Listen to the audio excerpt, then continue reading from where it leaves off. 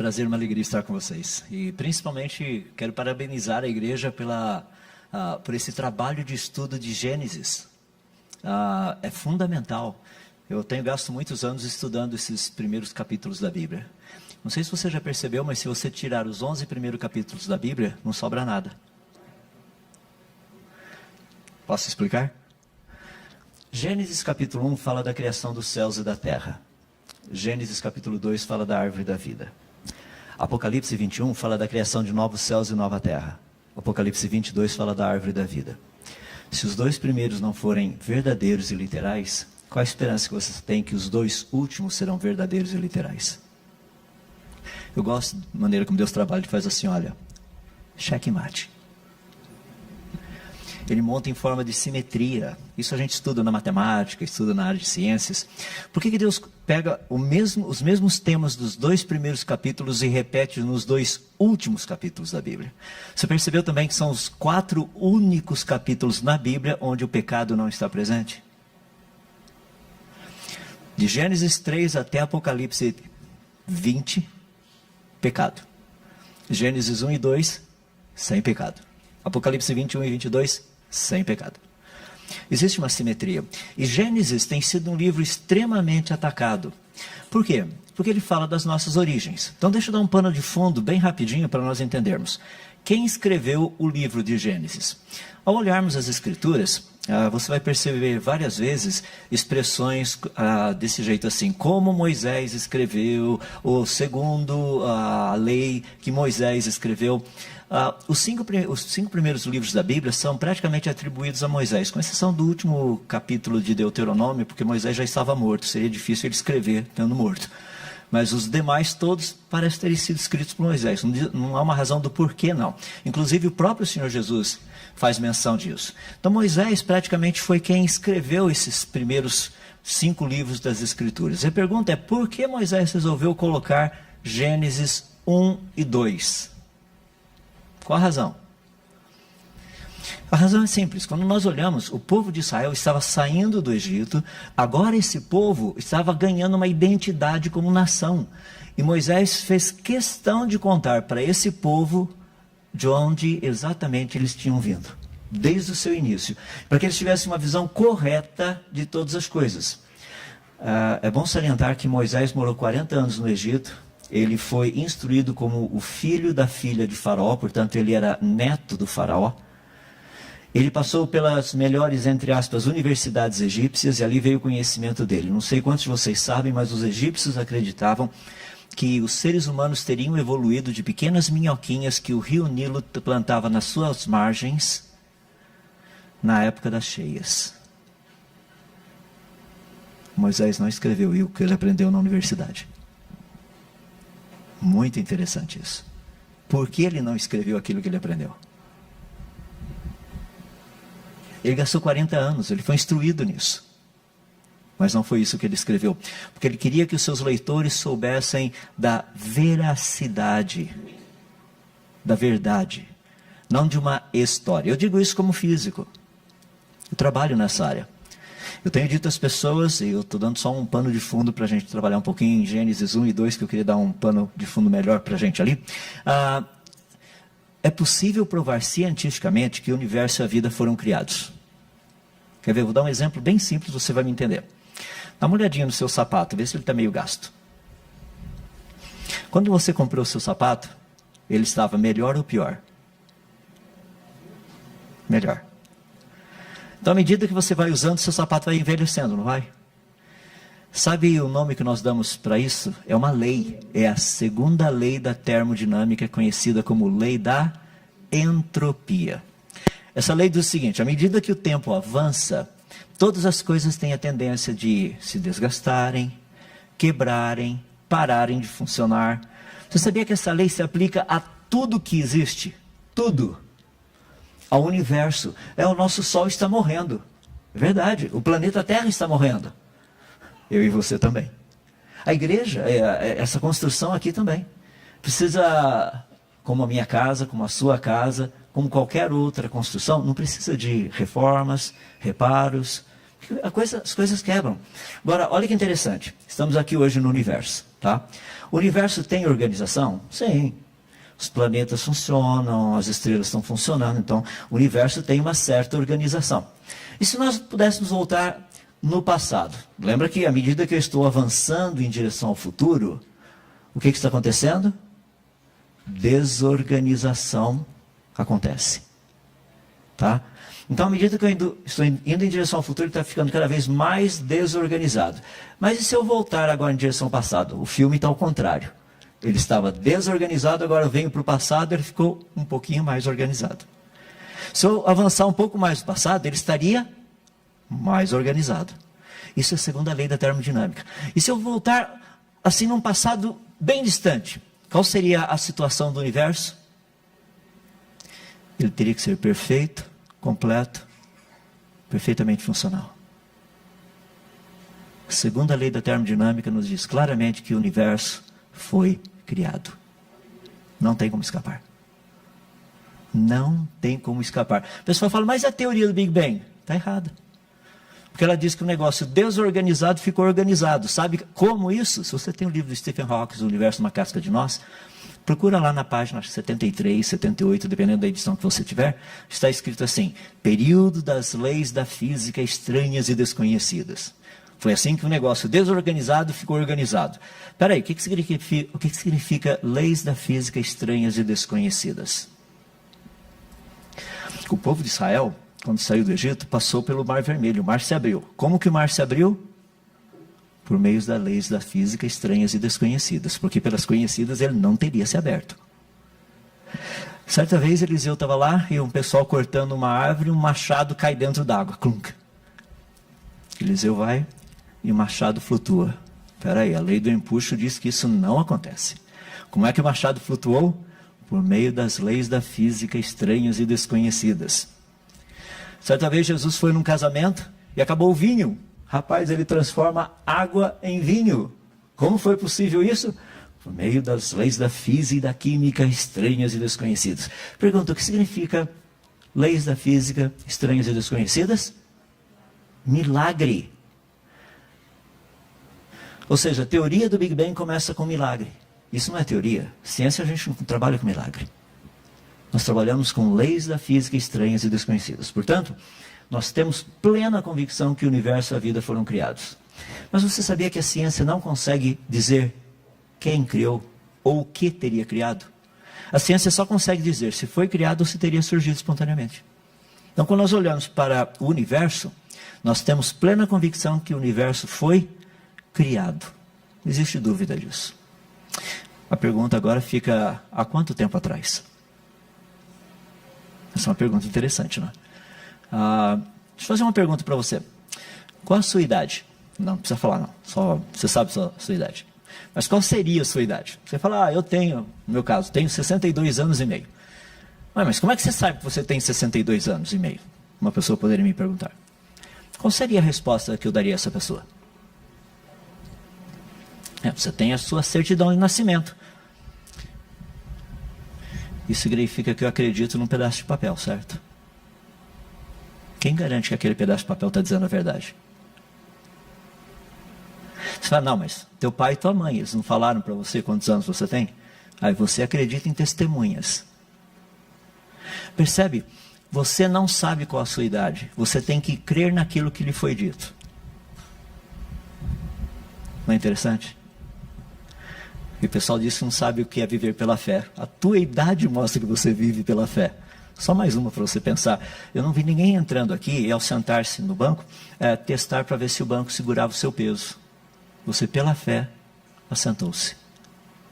Você creu que o banco iria segurar o teu peso. Percebe? Fé é uma coisa que a gente usa o tempo todo.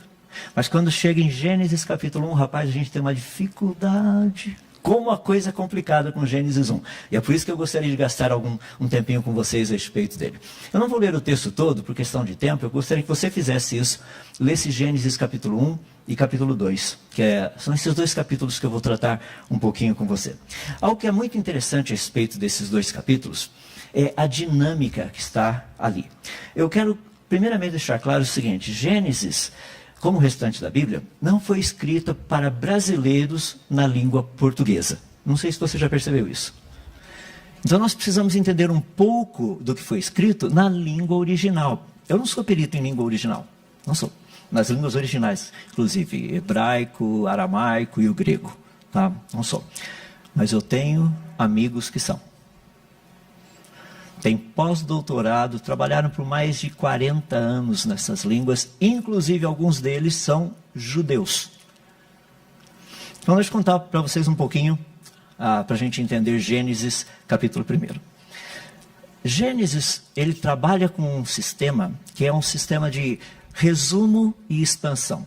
Por exemplo, Gênesis capítulo 1, verso 1 diz assim: no princípio criou Deus os céus e a terra. Esse é o resumo de todo o capítulo 1 e o capítulo 2. Ele poderia dizer assim: no princípio criou Deus os céus e a terra. E pula para o capítulo 3. Mas a serpente, o mais sagaz de todos os animais, e daria continuidade dali para frente. Mas ele pega esse comecinho, no princípio criou Deus os céus e a terra. E agora ele vai expandir isso daí. E essa expansão vai do verso 2 até o capítulo 2, verso 4. Ali ele expande essa ideia toda. E vai mostrar o que significa isso. Quais são os detalhes desse, no princípio criou Deus os céus e a terra. Se você tem dúvida disso, ao ler os versos 26 e 27, quando diz assim: façamos o homem conforme a nossa imagem, segundo a nossa semelhança. Ele pega o capítulo 2, do verso 5 em diante, ele nos dá os detalhes de como isso foi feito. Gênesis trabalha desse jeito, porque o nosso Deus tem interesse que nós entendamos que a revelação dele seria uma revelação progressiva. Lá em Gênesis 3, capítulo 15, ele fala a respeito desse descendente da mulher que iria ferir a cabeça da serpente, a serpente ia ferir o calcanhar. Ele está falando de algo lá na frente ainda. Ele vai expandindo. É assim que Deus faz. Lembra quando você veio a conhecer a Cristo? A gente achava que sabia quase tudo, né? Porque o peso do pecado sai, então a gente se sente tão leve, assim, é muito legal a coisa. Mas a gente vai estudando, daí você percebe que tem mais, e você estuda e percebe que tem mais, e de repente você vai tendo a mesma descoberta que Paulo teve. Paulo começou dizendo que ele era um pecador, depois ele dizia que ele era um grande pecador, e de repente ele disse que ele era o principal dos pecadores. E no caso de Paulo isso é verdade, porque se Paulo tivesse atingido o objetivo dele, que era destruir a igreja, eu e você não estaríamos aqui. E Deus pega aquele que iria destruir a igreja e torna naquele que construiu a igreja. Deus é fabuloso, a cabeça de Deus, assim, a maneira dele pensar é espetacular. Voltando para Gênesis. O livro de Gênesis, portanto, ele foi escrito para um outro povo, para uma outra cultura. Nós precisamos entender como funciona isso. Então deixe-me dar alguns detalhes. Quando a Bíblia nos fala dos 6 dias da criação, lembre-se que Deus falou 6 dias. Existe uma discussão muito grande a respeito desses dias. Se seriam dias literais ou seriam dias, assim, eras. Isso tem sido um negócio que tem sido discutido pelo menos nesses últimos 300 anos. Antes disso você não encontra muito, não. Se você estudar a história da igreja, de vez em quando aparecem lá dizendo que talvez os dias não fossem literais, mas é muito interessante porque geralmente eles eram chamados de hereges. É muito interessante. Agora vamos parar e pensar. Afinal de contas, seria possível saber se esses dias de Gênesis são literais ou não? Bom, eu disse para vocês, o livro de Gênesis foi escrito numa outra língua para uma outra cultura. Então nós precisamos entender um pouco essa língua e entender essa cultura. Mas eu vou pegar só a língua por questão de tempo, tá? No português, nós temos artigos definidos. O, a. Nós temos artigos indefinidos, um, uma, algum, alguma. Na língua hebraica existe uma estrutura também. Tem certas palavras que elas têm um significado geral. Por exemplo, a palavra que foi traduzida por dia. A palavra dia na língua hebraica é a palavra yom. Yom pode significar um dia de 24 horas, mas pode significar, sei lá, um período de tempo indeterminado. Pode. Só que na língua hebraica existem 3 modificadores que mostram se a palavra Yom é um dia literal ou não. Quer ver? Todas as vezes que aparece um artigo definido antes da palavra Yom, significa um dia de 24 horas. Por exemplo, o Yom da expiação. O dia da expiação. Não está falando de um período de tempo. Está falando de um dia específico. Então, todas as vezes que aparece o artigo definido junto com a palavra Yom, a palavra Yom, que não tem necessariamente o significado de 24 horas, daí ela passa a significar o quê? 24 horas. Não tem como escapar. Também, quando essa palavra Yom vem com um numeral. Por exemplo, no 24º Yom do terceiro mês, não está falando de um período de tempo, além de um período de tempo de 24 horas. Então, toda vez que a palavra Yom aparece também com um numeral, ela significa um dia de 24 horas. E tem uma expressão que, se aparecer junto com essa palavra Yom, daí ela também significa um dia de 24 horas, que é a expressão tarde e manhã. Então, todas as vezes que aparecer tarde e manhã, do Yom, significa um dia de 24 horas. Rapaz, olha como Deus da Bíblia quer que a gente tenha certeza do que significa Yom em Gênesis. Deus disse assim: houve tarde e manhã o primeiro Yom. Alguém tem dúvida que é de 24 horas? A língua mostra, é impossível você traduzir de outra forma. Não dá para aceitar como se fosse um período de tempo. Eu digo para vocês porque a ideia do período de tempo é justamente para tentar colocar a teoria naturalista da evolução, Big Bang e tudo mais, dentro da narrativa bíblica. Só por isso. Me diz o seguinte, por que Deus precisaria de mais de 24 horas para criar alguma coisa? Quando ele foi ressuscitar Lázaro, Jesus demorou quanto tempo mesmo? Pessoal, esperem alguns milhares de anos e Lázaro irá ressurgir. Quando Jesus foi transformar a água em vinho, Jesus falou assim, o pessoal vai servindo água, vai demorar um pouco aí, mas a coisa vai fermentar, fica sossegado, vai virar vinho. Não, Deus não precisa de tempo. Eu vou explicar daqui a pouquinho por que Deus fez em 6 dias. E por que Deus não disse assim, haja mundo e houve mundo e viu Deus que o mundo era bom. Só para completar essa ideia do dia, muitas pessoas chegam para mim e falam assim, mas irmão, lá no livro de 2 Pedro, no capítulo 3, diz que para o Senhor um dia é como 1000 anos, e 1000 anos como um dia. Eu falei, muito bem, irmão, só que o irmão é um herege. Porque esse texto não está falando de Gênesis, esse texto está falando de Deus. Que para Deus um dia é como 1000 anos. Ele não está dizendo que os dias de Gênesis, um dia seriam como 1000 anos e 1000 anos como um dia. Não, o texto está falando de Deus. Texto fora do seu contexto é o quê? Pretexto. O que o texto está nos dizendo? Para Deus, quer saber dos dias de Gênesis literais? Agora a coisa vai pegar. Dá uma olhadinha. Vá para Êxodo capítulo 20 e leia o 4º mandamento do nosso Deus. Ele diz assim, trabalharás 6 Yoms e neles farás todas as tuas obras. Lembra que a Yom significa dia. Trabalharás 6 Yoms, e neles farás todas as tuas obras. Espera aí, não aparece nem o artigo, nem o numeral, nem tarde e manhã. Yom de quanto tempo? Rapaz, agora ficou difícil. Mas por que ninguém fala assim, não pastor, a gente tem que trabalhar milhares de anos, aí são eras que a gente tem que ficar trabalhando, não são dias literais. E agora, como você interpretaria corretamente o 4º mandamento? Quanto tempo você tem que trabalhar? Eu sei que tem alguns aí que vão pegar para o dia do descanso e falar assim, tá vendo, olha, isso aqui é um longo período de tempo. Não, não é assim não. Vocês vão trabalhar 6 Yoms e descansar 1 Yom. De quanto tempo? Como é que você sabe que é de 24 horas? A resposta é simples. Leia o que vem depois. Pois em 6 Yoms fez o Senhor os céus e a terra e descansou no 7º Yom. E agora? Como é que você sabe quanto tempo você tem que trabalhar? Porque no hebraico compara-se duas coisas que são iguais. Não comparam-se coisas diferentes. O mesmo período de tempo que Deus trabalhou para criar os céus e a terra é o mesmo período de tempo que eu tenho que trabalhar.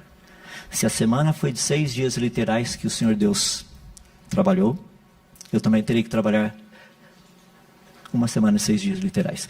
Se o Senhor Deus trabalhou uma semana que os dias eram eras, eu terei que trabalhar semanas nas quais os dias também são eras. Percebe como não tem muito espaço para a gente escapar daí? Então essa ideia de Gênesis capítulo 1. E para mim, as pessoas falam assim, então você acredita em 6 dias literais? Eu falei, sim, eu até disse que eu acho que Deus demorou muito. Se eu fosse Deus, eu diria o seguinte, haja mundo e houve mundo e viu Adalto que o mundo era bom. Pronto, vamos em frente. Mas por que Deus cria desse jeito?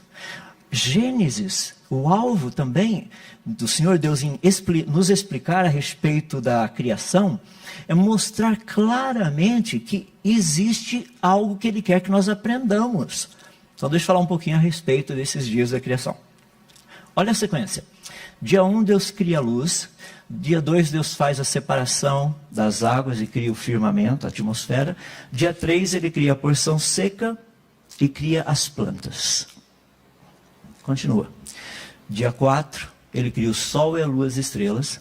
Dia 5, Ele cria os animais que voam, agora para a atmosfera, e os animais aquáticos na água. Dia 6, Deus agora faz o quê? Ele cria os animais terrestres e os seres humanos. Consegue perceber a coisa? Dia 1, luz. Dia 4, corpos celestes. Dia 2, atmosfera e oceanos. Dia 5, animais que voam e animais que vivem na água. Dia 3, a porção seca, relva, plantas, árvores frutíferas. Dia 6, seres humanos e animais. Você consegue perceber que existe um planejamento?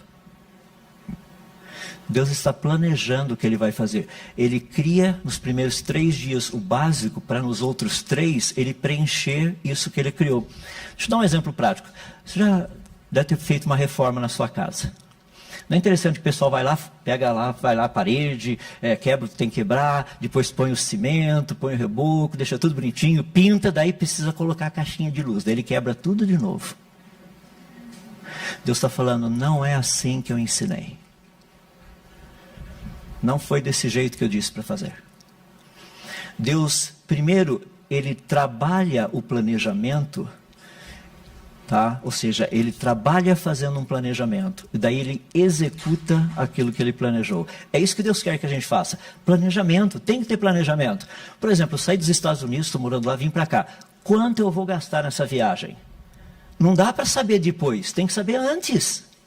Senão, o que acontece com as minhas finanças? Onde vai parar? Quando você faz uma viagem, você não faz isso também? Na minha família foi sempre assim, a gente sai de férias, a gente já sai com tudo planejado e o máximo possível pago. Sabe para quê? Para chegar de férias e não ter dívida. A pior coisa é chegar de férias e ter um monte de dívida.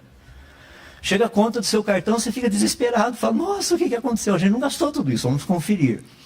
Foi lá, refeição, presentinho, né? Daí você vai vendo onde foi parar o dinheiro. Planejamento. Deus fala para a gente o quê? Planejar. Então o livro de Gênesis tem essa função. A sequência, a ordem dos dias visa isso.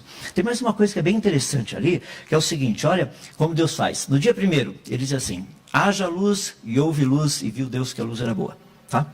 Eu pulei o verso 3, o verso 4, que fala que ele fez separação entre luz e trevas. Mas ele fala para a gente o que ele criou, ele diz para que serve, e daí ele faz uma avaliação. Diz o texto assim, e viu Deus que era bom. Se você olhar o texto de Gênesis, você vai perceber que todas as vezes, nos 6 dias, essa sequência aparece, com exceção do 2º dia. No 2º dia não está escrito lá, e viu Deus que era bom. Mas também foi bom, porque ele, no finalzinho ele diz que viu Deus, e eis que tudo quanto fizeram era muito bom. Então nós sabemos que tudo que ele fez era perfeito, era bom. Mas no verso 2 ele não disse. Então vamos voltar. Sequência dos dias. A ordem normalmente é assim, Deus descreve o que ele faz, diz para que ele faz e avalia o que ele faz. Deixa eu fazer uma pergunta, você avalia o que você faz? Por exemplo, eu estou falando para vocês aqui. No final da palestra, o que eu deveria fazer? Avaliar. Será que a ordem que eu apresentei foi a melhor? Será que a sequência de pensamentos foi a melhor? Percebe? Deus quer que a gente avalie. Deixa eu colocar de uma forma mais simples. Lavou a louça da casa. A louça. Vai avaliar a louça? O que você acha? Percebe a dinâmica? Deus quer que nós avaliemos. E olha que coisa bonita que Gênesis nos dá. Dia 1, Deus escreve o que ele fez, avalia, diz para que serve, avalia o que ele fez. Dia 2, Deus diz o que ele fez, descreve o que ele fez, ele só ali ele não diz que era bom. Dia 3, ele descreve o que ele fez, diz para que serve, avalia o que ele fez. Dia 4, a mesma coisa, dia 5, a mesma coisa, dia 6, a mesma coisa. No final, diz assim, e viu Deus e eis que tudo quanto fizer era muito bom. Sabe o que é isso? Isso é ISO 9001-2000. Isso é padrão de qualidade. Você pega a primeira etapa, descreve o que é, diz para que serve e avalia. Segunda etapa, terceira etapa, final. Né? Na última etapa você olha e faz uma avaliação completa. Eu brinco com os meus amigos e falo assim, rapaz, se a gente acreditasse em Gênesis, ISO 9001-2000 estaria presente desde Adão. A gente estaria começando a usar agora, quer dizer, século passado, não é século 20. Percebe? Gênesis foi escrito para que nós aprendêssemos como viver nesse mundo que Deus criou. Ele deu essa ideia, ele quis fazer em 6 dias, para que nós entendêssemos como é importante planejamento. É importante planejar e seguir o que foi planejado. Eu entendo a nossa cultura. Eu cresci aqui, eu sou brasileiro.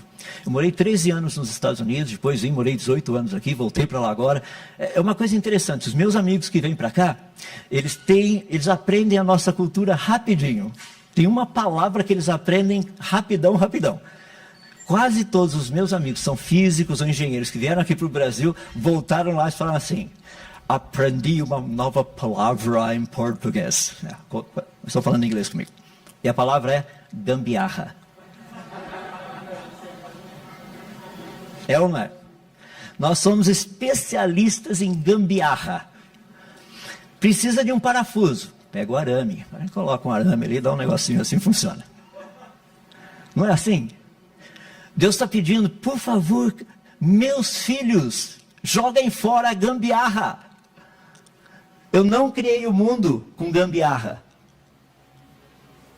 Eu fiz e vi que era bom. Eu já encontrei irmãos que falam assim, mas e se a gambiarra for boa? Rapaz, você não entendeu nada.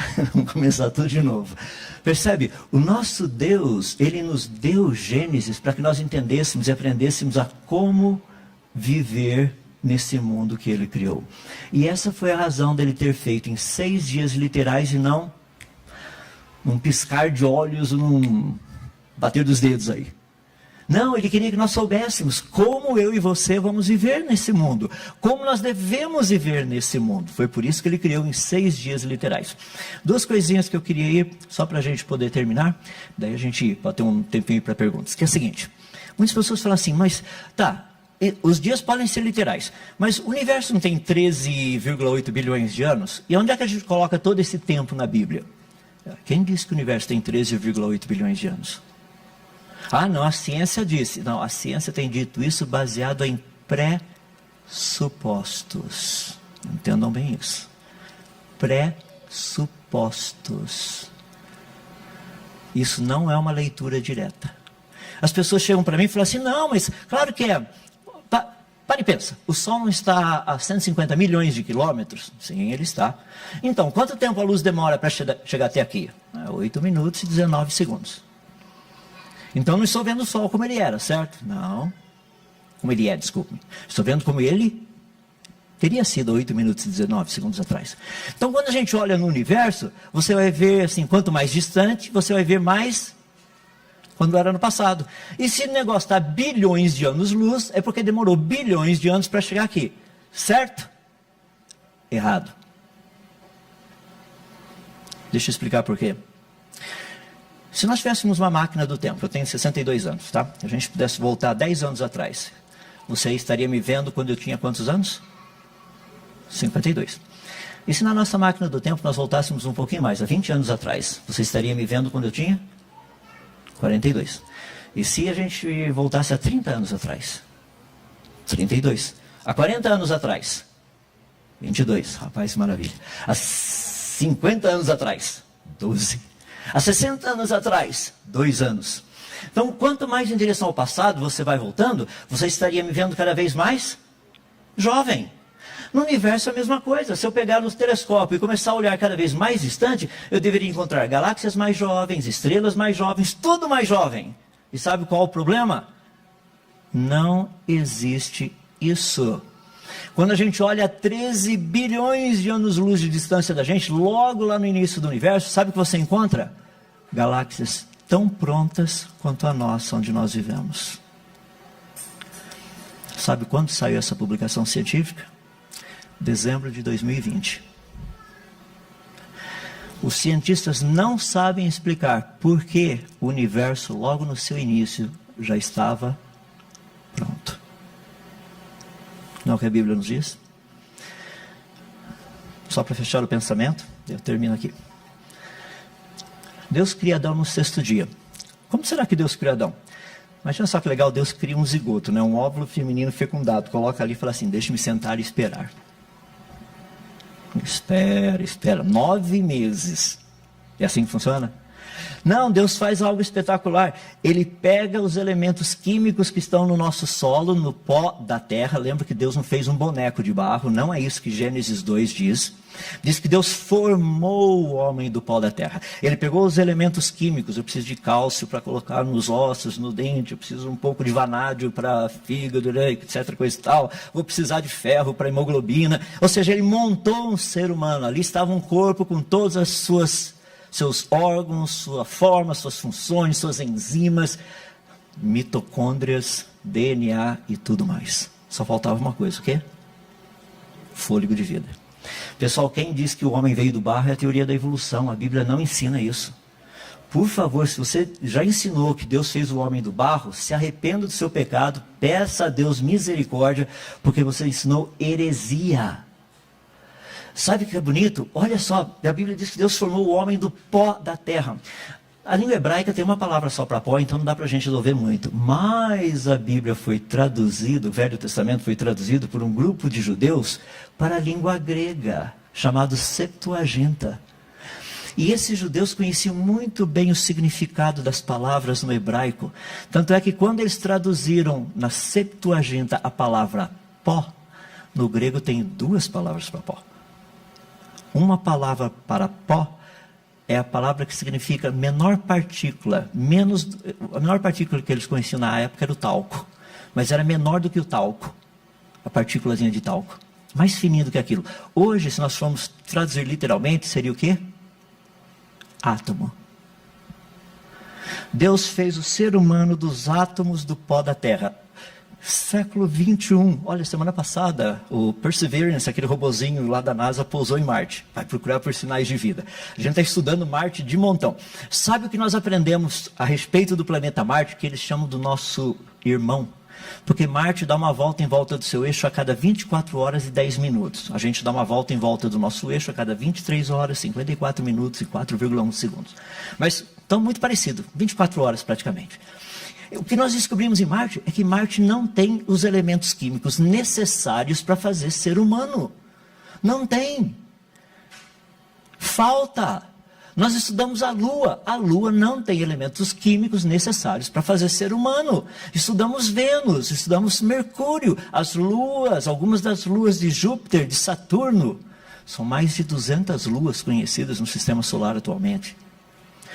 Até onde nós estudamos, não achamos um único outro corpo celeste aqui no sistema solar que tenha todos os elementos químicos para fazer o ser humano. É interessante, nós somos feitos do pó da terra.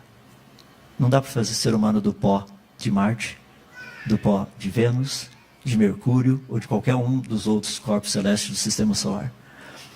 Agora, peraí. Nós não fomos ensinados que todos os planetas do sistema solar teriam se formado dessa poeirinha que estava ao redor do Sol? Então todos os planetas deveriam ser, entre aspas, farinha do mesmo saco? Deveriam ter as mesmas composições, os mesmos elementos químicos? Porque a Terra é especial. E aí eu termino para você entender o porquê. Quando Deus cria Adão, faz o homem do pó da terra, qual seria a idade aparente de Adão?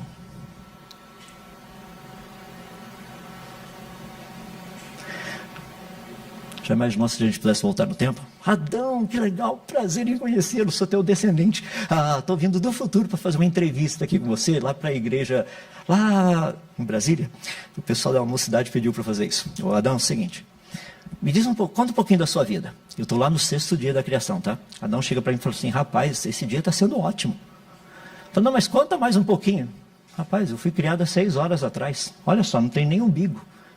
Não tinha, porque quem tem umbigo foi quem nasceu. Adão não nasceu, então já respondi a pergunta se Adão tinha umbigo ou não, e a Eva também. Ou seja, não tinha umbigo, isso é óbvio, não sei que o pessoal faz tanta... Bom, deixa para lá. Se eu chegasse para Adão e falar, Adão, mas rapaz, e essas plantas aqui, essas árvores? Fala, que legal, né? Deus criou, olha só as frutas, que maravilha.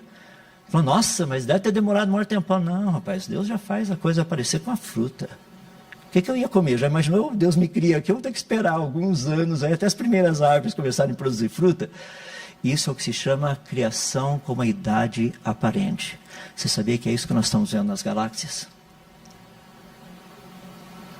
Aparecem prontas. Não é possível.